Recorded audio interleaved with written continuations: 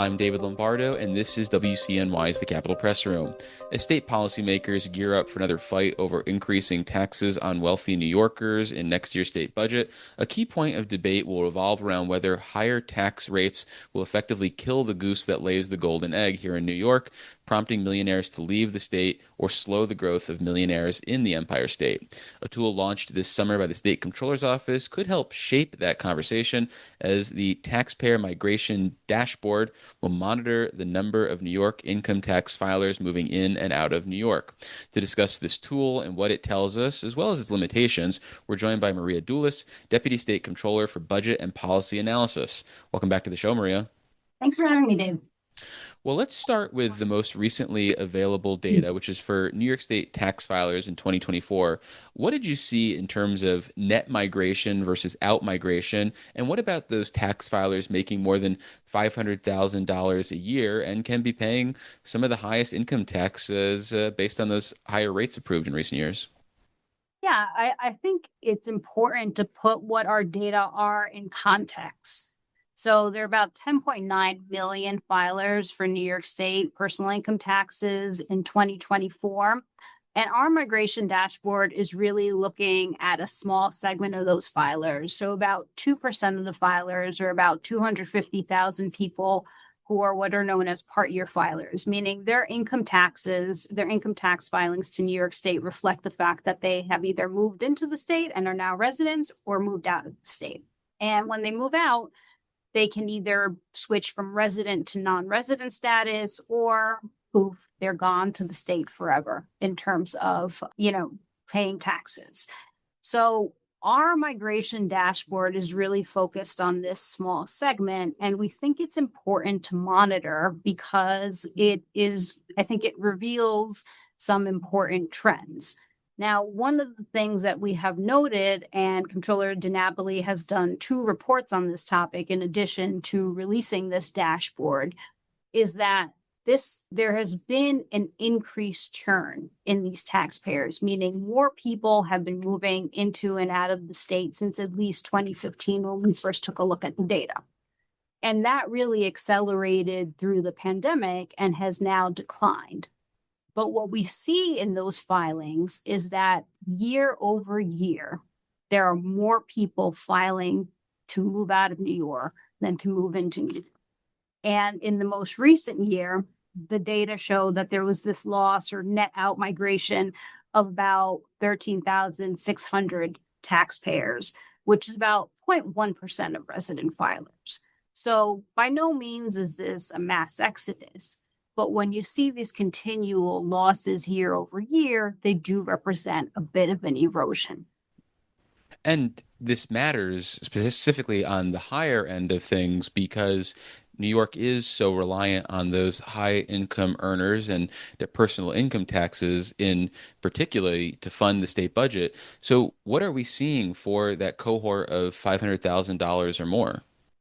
So you are right that our state has a very progressive tax system on the PIT, which is a good thing.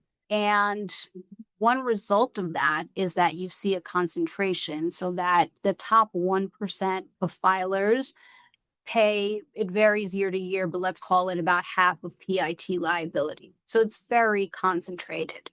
So the movement of these filers at the top may have an outsized impact on collections over time. What we see with this dashboard is that those filers, those making 500,000 or more, leave the state. Their net out migration rate is the highest among the filer categories we looked at. So that the loss of those taxpayers is about 1% in 2024, compared again, as I said, to about 0.1% for all taxpayers in total. So it is a big difference in terms of the behavior. Well, glancing at the very helpful charts that the Comptroller's Office put together as part of this dashboard, aside from the pandemic years, I don't see any major spikes in migration coinciding with years where there were changes to income tax rates, which last happened in the budget that was adopted in the spring of 2021. So how do you think the dashboard, as well as the visualization of migration trends, should inform the upcoming debate over increasing taxes, or should it not necessarily be a part of that conversation? Because there really is maybe no direct correlation. Well, I think it's a complicated picture and it requires looking at a lot of data points. I don't think this dashboard answers that question. What happened to high earners and how did their behavior change in response to these tax rates? And I'd say there are a lot of things that research and literature have told us about the behavior of taxpayers and those at the top in particular. So I don't think that this dashboard gets to those questions precisely. I do think it provides an indicator that is concerning about higher migration rates leaving. But I'd also say that, and I encourage everyone to spend some time playing with it. It's a simple tool, but an insightful one that you see that the high earners leave at the highest rates, but what a more concerning trend I would say is that the folks leaving in greatest number are married upper middle class families. And so, you have to kind of zoom out a little bit and think not only about taxes, which are certainly one consideration for everyone, but more generally, what is the value proposition for families, for high earners, for low income residents, for everyone living in the state, right? Do I feel that I'm getting the services and quality of life that I need, that my family need here for the taxes that I pay? And I think that is really a central question in this whole debate.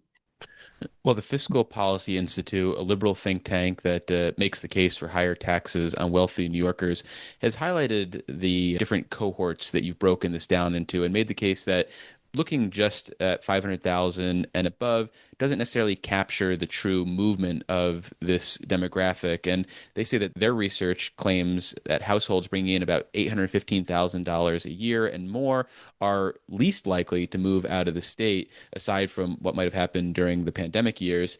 Is it your understanding that the migration behaviors on the lower end of that $500,000 a year cohort are demonstrably different than that top 1%? I mean, we haven't looked at it, and it's something that we could dig a little deeply. We define these cohorts. I mean, so in terms of taxpayers, you're talking about, well, 1 million or more being between 1 to 2% of taxpayers, 500K and above, being another 2%. So you're talking about a small sliver. We tried to just have some analytical base here where these buckets were broad enough.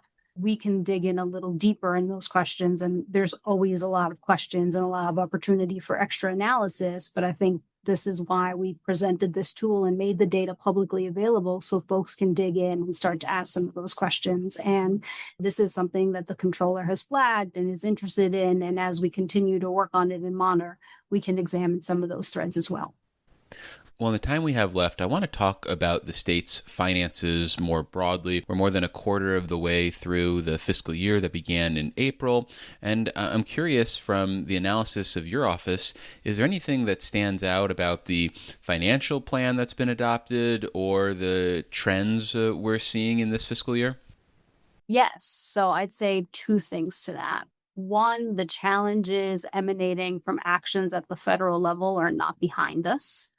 The impact of the HR1, the bill enacted last year, will have serious implications for the state safety net that the state financial plan is already beginning to realize, and people on the ground are already starting to feel, particularly with losses of healthcare coverage in the essential plan and forthcoming in Medicaid, but also through SNAP and other programs, right? But that's not the end. I mean, there are more actions, and there's actually proposed federal rule that would give the executive the power to terminate or revoke or suspend funding to the state on a highly political basis. And the prospects of that being enacted, I think, are very frightening and could be very detrimental to the state's financial plan, but also ability to plan, since federal funding is such a significant source of support for the state's budget and finances and services, right? So I'd say that's one. Two, what we see in the financial plan is that the reserves are going to be held flat in total for the length of the financial plan. Now, a good sign is that they've been shifting over time more to the rainy day reserve funds, which have statutory restrictions and are more protected, if you will. And they've already made the payment this year into the rainy day reserve fund, which is great. But I think while the economy allows and cash flow continues to be good and receipts are above expectations, it'd be good to bolster those reserve funds a little bit more to be able to contend with some of these not only federal impacts, but bumps in the road or economic impacts that we can't necessarily tease out right now because again, federal actions are so volatile. There's still this lingering economic uncertainty, even as job growth in the state and economic growth continue, that action could be taken to just secure the state's finances through reserve funds a little bit more. Well, finally, thinking about the state's fiscal year, given the volatility at the federal and international level, are you surprised by the findings of the state's cash report for the first quarter of the year, which found that both personal income tax revenue and business tax revenue exceeded the expectations in the state's financial plan? Or is it too early to make any sort of assumptions from that data? It's a little too soon to extrapolate from that. As you know, as we reported, the financial sector is important to New York State and its tax base and the tax base of the city. Banking sector appears to be doing very well at the moment. That has upside for receipts, which is positive. But, it's hard to tell which way that goes. Similarly, the stock market is doing well, but there's certainly been volatility with particular stocks and in some sectors. And so we are very susceptible to downturns in the stock market, which affect gains, capital gains, realizations, et cetera. So based on what we see now, yes, it makes sense that there has been some positive upside as we reported in the cash report, but I don't think you can count on that necessarily continuing next year or the following year. Well, unfortunately, that's all the time we have for this conversation. We've been speaking with Maria Doulis. She's the Deputy State Comptroller for Budget and Policy Analysis. Maria, thank you so much for making the time. I really appreciate it. Thanks for the conversation, Dave.